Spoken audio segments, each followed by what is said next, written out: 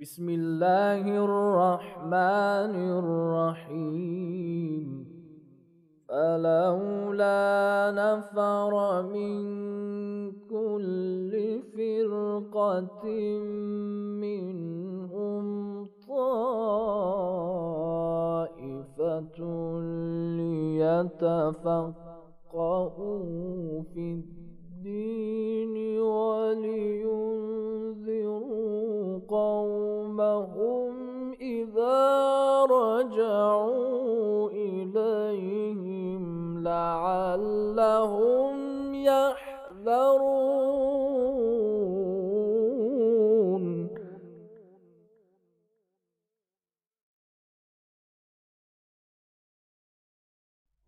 औज़ु बिल्लाहि मिनश्शैतानिर्रजीम। बिस्मिल्लाहिर्रहमानिर्रहीम। अल्हम्दुलिल्लाहि रब्बिल आलमीन। वस्सलातु वस्सलामु अला अशरफिल अंबिया वल मुरसलीन व आलिहि तय्यबीन अत्ताहिरीन। अम्मा बाद। प्यारे दोस्तों, मैं एक बार फिर आपके समक्ष हाजिर हूँ। जैसा कि आप जानते हैं कि हम अपने इस कार्यक्रम में अहकाम के बारे में बातचीत कर रहे हैं। हमने अपने पिछले कार्यक्रम में इज्तिहाद और तक़लीद से संबंधित कुछ मसलों के बारे में बातचीत की। हमने उस प्रोग्राम में ये बताया कि इज्तिहाद कहते किसे हैं, मुज्तहिद कौन होता है, मुज्तहिद की शर्तें क्या हैं, कोई इंसान कैसे मुज्तहिद बन सकता है, और ये भी बताया कि अगर कोई मुज्तहिद स्वर्गवासी हो जाए, इस दुनिया से चला जाए, तो उसके बारे में एक मुकल्लफ़ की ज़िम्मेदारी और उसका दायित्व क्या है। और हमने प्रोग्राम के अंत में तक़लीद और अनुसरण की व्याख्या और उसकी तारीफ़ बयान की।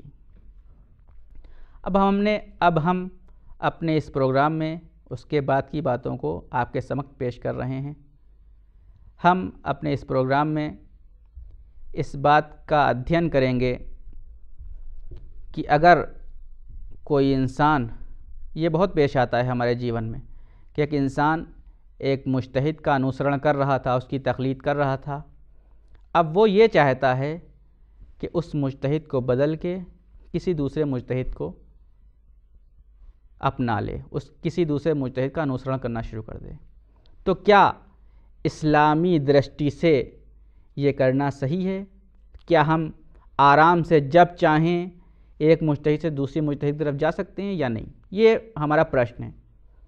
जब हम इसका उत्तर देखने के लिए फ़िक़्ह की किताबों का अध्ययन करते हैं तो हमें इसके कई उत्तर मिलते हैं। उसमें कई चीज़ें बयान की, किस वक्त इंसान, किस समय इंसान तक़लीद को बदल सकता है और किस समय नहीं बदल सकता है। बताया जाता है कि अगर इंसान किसी ऐसे मुज्तहिद की तक़लीद कर रहा था, किसी ऐसे का अनुसरण कर रहा था जो सबसे ज़्यादा ज्ञानी था, यानी आलम था, अब वो ये चाहता है कि उसको छोड़ के किसी ऐसे मुज्तहिद की तक़लीद करना शुरू कर दे जो आलम नहीं है, तो कहा जाता है कि ऐसी सूरत में, ऐसी अवस्था में, ऐसी स्थिति में तक़लीद को बदलना जायज़ नहीं है। और दूसरा जवाब ये दिया जाता है, अगर कोई इंसान किसी ऐसे मुज्तहिद की तक़लीद कर रहा है जो आलम नहीं है और दूसरे मुज्तहिद की तरफ जाना चाहता है वो भी आलम नहीं है, यानी ज्ञान के आधार पर दोनों बराबर हैं, दोनों की स्थिति एक है।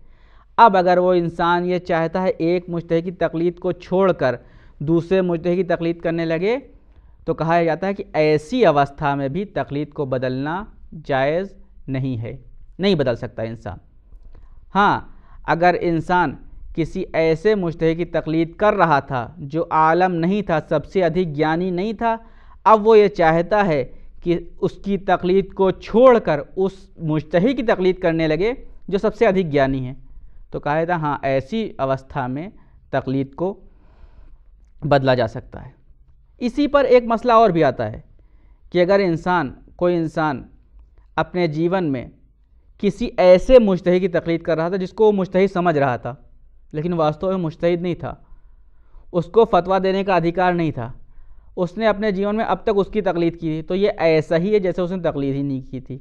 उसको चाहिए कि उसकी तकलीद को बदल के किसी मुज्तहिद जामे शराइत की तकलीद करे, यानी वो मुज्तहिद, वो व्यक्ति जिसके अंदर इज्तिहाद की तमाम शर्तें पाई जाती हैं, उसकी तकलीद करे। तो इंसान अगर तकलीद बदलना चाहता है तो ये सूरतें हैं उसके लिए। अब इंसान, सवाल ये है कि, प्रश्न ये है कि इंसान तकलीद कर रहा है एक व्यक्ति की, और वो चाहता है कि अपने मुज्तहिद के मसलों के बारे में ज्ञान प्राप्त कर सके। क्यों? क्योंकि तकलीद करने का मकसद ही यही, लक्ष्य ही यही है कि हम उसके आदेशों के अनुसार अपने जीवन को दिशा दे सकें। तो कैसे मालूम होगा एक मुज्तहिद का फतवा हम कैसे जानें? तो उसके कुछ रास्ते हैं। पहला तो रास्ता ये है कि इंसान जिसकी तकलीद कर रहा था ख़ुद उसके मुंह से ये बात सुन ले। जैसे कि कहीं बैठा हुआ है, ख़ुद मुज्तहिद जामे शराइत जाता है मिंबर पे या कहीं जाके एक मसला बयान करता है और ये सुनता है, तो इस तरह से मसले का ज्ञान प्राप्त करेगा। दूसरा तरीका ये है कि इंसान खुद नहीं देखता है, बल्कि दो आदिल आदमी आते हैं और कहते हैं कि हमने तुम्हारे मुज्तहिद से ये मसला सुना है। तो अगर ऐसा होता है कि दो आदिल गवाही देते हैं तो उसको उस मसले का ज्ञान हो जाएगा, उस मसले के अनुसार कार्य कर सकता है, उस मसले का पालन कर सकता है। तीसरा तरीका यह है कि इंसान को दो आदिल गवाह भी नहीं मिलते हैं, दो आदिल लोग आके नहीं बताते हैं, लेकिन एक व्यक्ति बताता है। लेकिन वो एक व्यक्ति ऐसा व्यक्ति होता है जिसकी बात विश्वास करने योग्य होती है। यानी अगर इंसान विश्वास करने योग्य है और वो बताता है कि फ़लाँ मुज्तहिद ने ये फतवा दिया है, तो उसकी बात को मान लिया जाएगा और उसके अनुसार उसका पालन किया जाएगा। उसके बाद उससे संबंधित कुछ मसले आते हैं कि इंसान को अपने जीवन में वो मसले जो रोज़ उसके प्रतिदिन के जीवन के लिए आवश्यक हैं, उनका सीखना स्नान के लिए वाजिब है। जैसे कि क्या?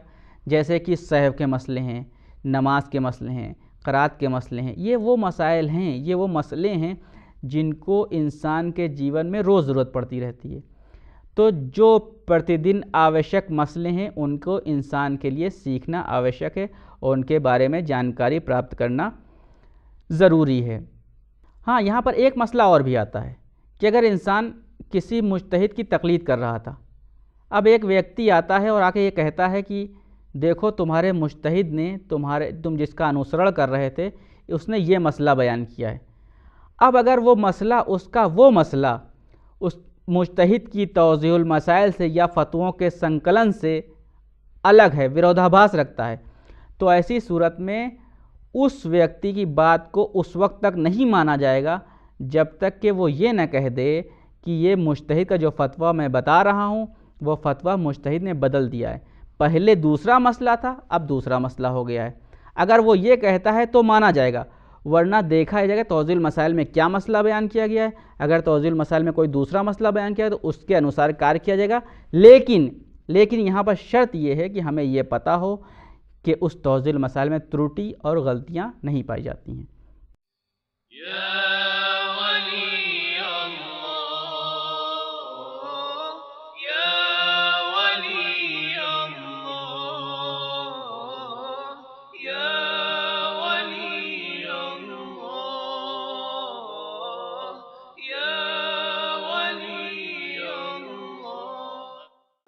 और यहीं से एक मसला और निकलता है कि अगर ये हमारे जीवन में बहुत ज़्यादा पेश आता है कि अगर कोई इंसान अपने जीवन में तकलीद न कर रहा हो या किसी ऐसे की तकलीद कर रहा हो जिसकी तकलीद सही नहीं है, मसलन वो मुज्तहिद ही नहीं था, तो ऐसी सूरत में उसने जो कार्य अंजाम दिए हैं, ऐसी सूरत में उसने जो अमल अंजाम दिए उनका क्या होगा? तो कहा यह जाता है कि अगर कोई इंसान बिना तकलीद के कोई कार्य अंजाम दे या किसी ऐसे मुज्तहिद की तकलीद करे जिसकी मुज्तहिद की तकलीद करना सही नहीं था, तो उसके किए हुए कार्य चंद सूरतों के साथ सही होंगे, वरना कार्य उसके सही नहीं है।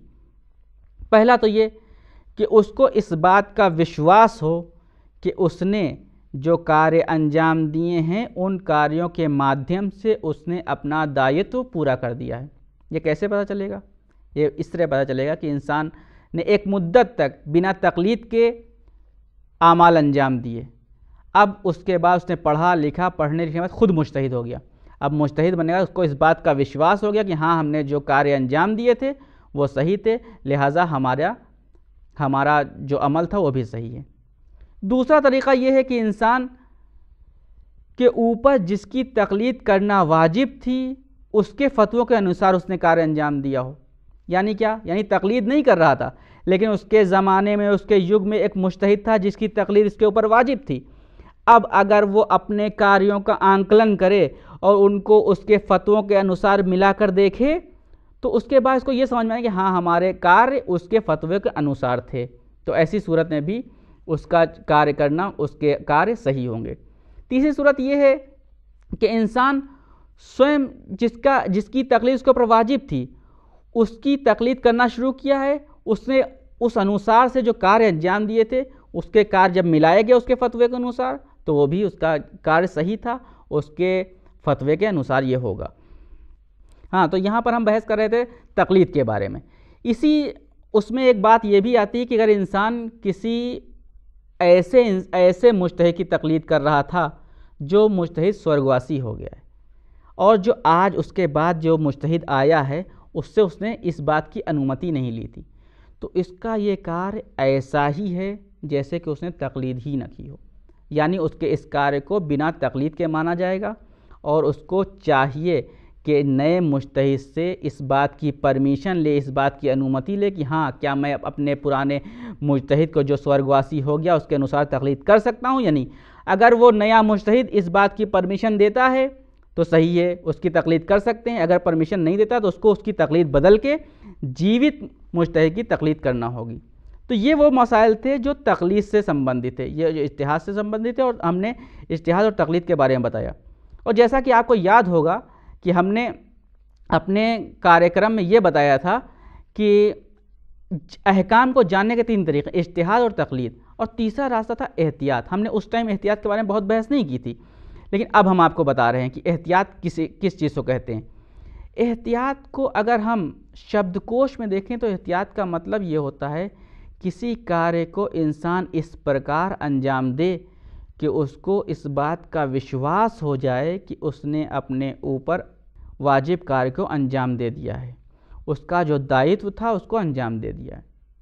इस चीज़ को एहतियात कहते हैं। और एहतियात, इसी वजह से एहतियात करना वाक़ईन आसान नहीं है। क्यों? क्योंकि एहतियात इंसान उसी समय कर सकता है जब उसको एहतियात के सारे क़वानीन, उसको सारे सिद्धांतों, उसके सारे नियमों का पता हो। कभी कभी तो ऐसा भी होता है कि इंसान जो एहतियात करना चाहता है, एहतियात में एक ही कार्य को कई मरतबे करना पड़ता है। जैसे कि ये कि इंसान को नहीं पता है कि वो जो इंसान यात्रा पर गया है उसको ये नहीं मालूम है कि अब उसको नमाज क़स्र पढ़नी है या पूरी पढ़नी है। तो अगर ऐसी सूरत में इंसान एहतियात का पालन करना चाहता है, एहतियात के अनुसार कार्य करना चाहता है, तो उसको क़स्र नमाज ही पढ़नी होगी और उसको पूरी नमाज ही पढ़नी होगी। तो यहाँ पर 2 मरतबे पढ़ना चाहिए। जैसे इंसान को नहीं पता है कि मुज्तहिद ने जुमे की नमाज को वाजिब किया है और कहा है कि वो ज़ोहर की नमाज के लिए काफ़ी होगा।